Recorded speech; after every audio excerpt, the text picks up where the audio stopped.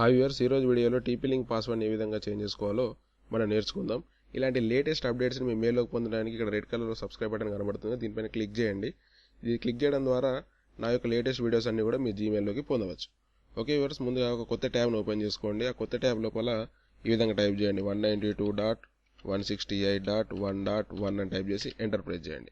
Enter press చేయడం ద్వారా ఈ విధంగా టీపీ లింక్ సంబంధించినటువంటి ఒక కొత్త స్క్రీన్ని మనం పొందుతాము. ఇందులోపల యూజర్ నేమ్ పాస్వర్డ్ అడుగుతుంది. యూజర్ నేమ్ వచ్చేసి ADMIN అడ్మిన్, పాస్వర్డ్ కూడా ADMIN అడ్మిన్ అని టైప్ చేసి లాగిన్ అనండి. లాగిన్ అయిన తర్వాత రైట్ సైడ్ లోపల మనకు అనేక రకాల ట్యాబ్స్ కనబడతాయి. అందులోపల స్టేటస్ అని, క్విక్ సెటప్ అని, WPS అని, నెట్వర్క్ అని, వైర్లెస్ అని కనబడతాయి. ఇందులోపల వైర్లెస్ పైన క్లిక్ చేయండి.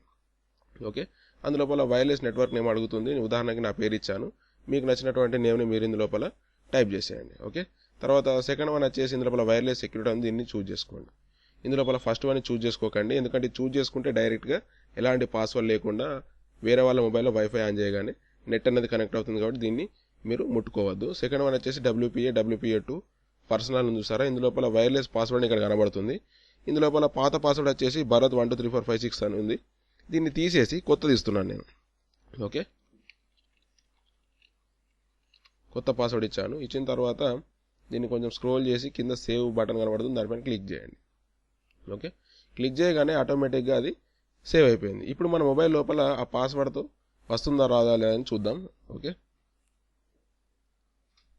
మొబైల్ లోపల ముందుగా మనం ఏం చేద్దామనంటే వైఫైని ఆన్ చేద్దాం. ఓకే, వైఫైని ఆన్ చేద్దాం.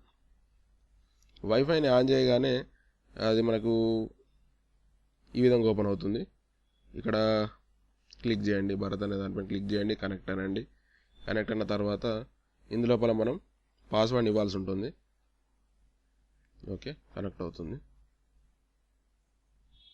ఓకే, ఇందులోపల ఇప్పుడు కొత్తగా మనం సేవ్ చేసినటువంటి పాస్వర్డ్ని ఇద్దాం.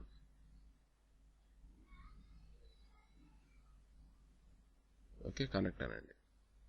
కనెక్ట్ అయిన తర్వాత చూసారా, కనెక్ట్ అయిపోయింది. ఓకే, ఈ విధంగా మీరు పాస్వర్డ్ అనేది మీరు చేంజ్ చేసేసుకోవచ్చు. మీకు ఈ వీడియో కనుక నచ్చినట్టయితే సబ్స్క్రైబ్ బటన్ క్లిక్ చేయండి. మీ అమూల్యమైన సందేశాలను కామెంట్ రూపంలో తెలియజేయండి. Thank you.